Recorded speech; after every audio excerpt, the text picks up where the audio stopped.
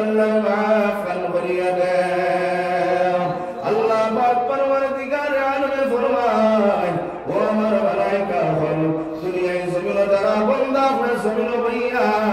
আমি আল্লাহরে ডরাইয়া খান্দিতরা, ও আমার মালায়েকা হল হোসাইন আমার বান্দা হয়ে কোনদিন আমি আল্লাহর দর্শন করেছি না,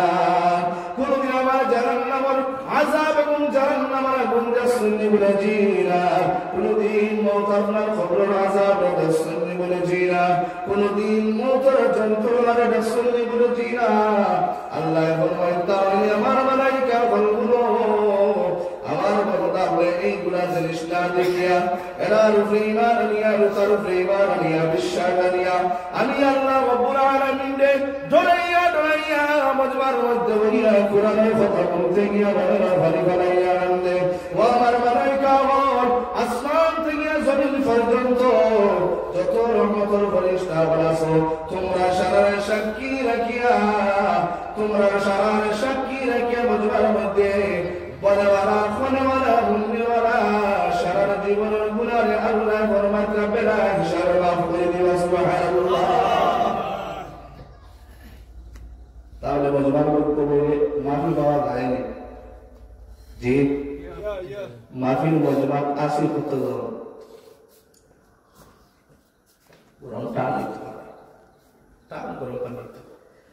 মাফির মজমা আজকে আবার নাই।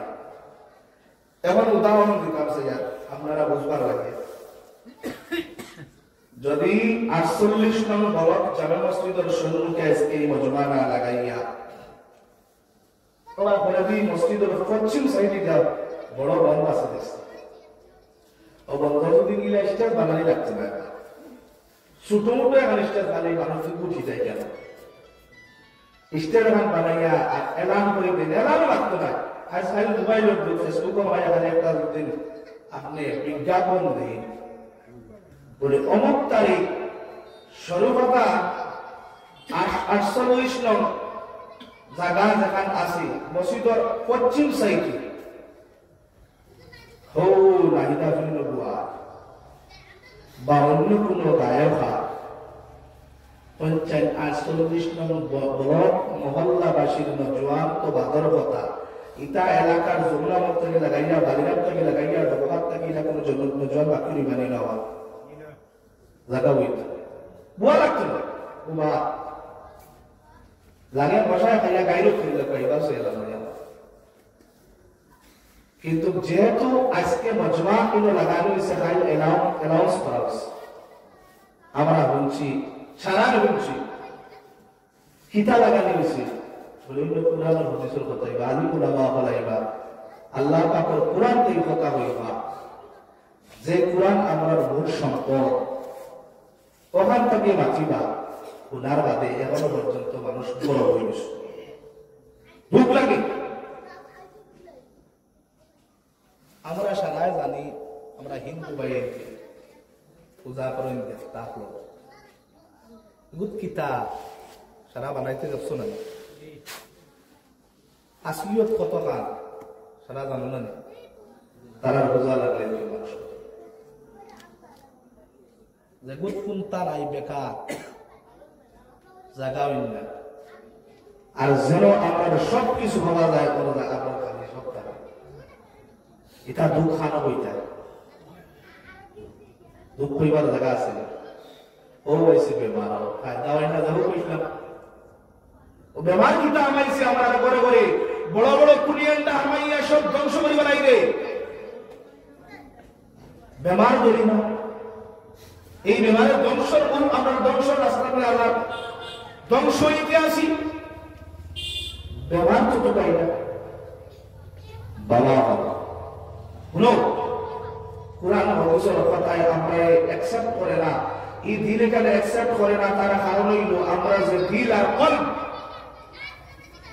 এখান গুনাহ করতে করতে খালা হয়ে গেছে কিতাবের মধ্যে আইছে বন্দাদের সময় দুনিয়ায় জমিনে একটা গুনাহ করব, এক গুনাহ করার লগালগ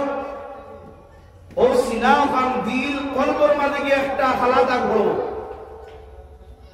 মনে মনে করতে তুই মানে হুজুর কথা শোনো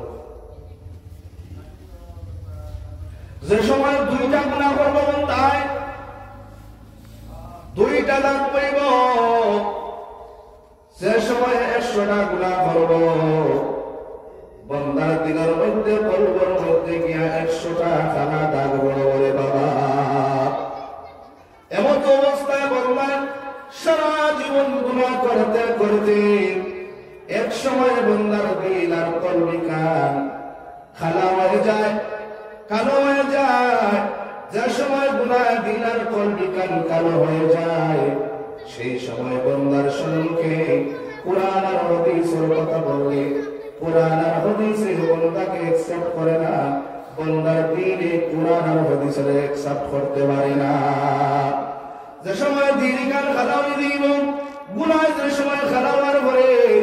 দিল ওখানে একদম খালা সিটা হয়ে যাইব, শরীরে খালা হয়ে যাইব। বান্দার সামনে যত কুরআন আর হাদিসের বয়ান করো, বান্দার দিলে কুরআন হাদিস একসেপ্ট করতে না। এখন বন্ধু, এখন আমার ভাই বুজুর্গ, আমরা দিল আর কলবি কান গুনাহটাকে কি মতো সাফ করা লাগে, কি মতো কানে পাক সাফ করা লাগে। বান্দারে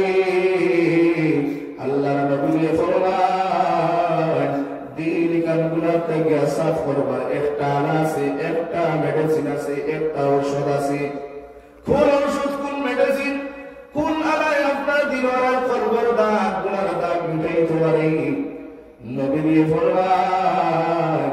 বান্দা বল দুনিয়ায় জমিনের বেশ না কি বেশ, তোমরা আল্লাহর জিকির করো। যে সময় আল্লাহর জিকির করবা, একবার কইবা লা ইলাহা ইল্লাল্লাহ, একবার লা ইলাহা ইল্লাল্লাহ বলে আল্লাহ পাকে বান্দার দিলার কলব থেকে একটা গুনার দাগ মিটাইয়া দেন। সুবহানাল্লাহ।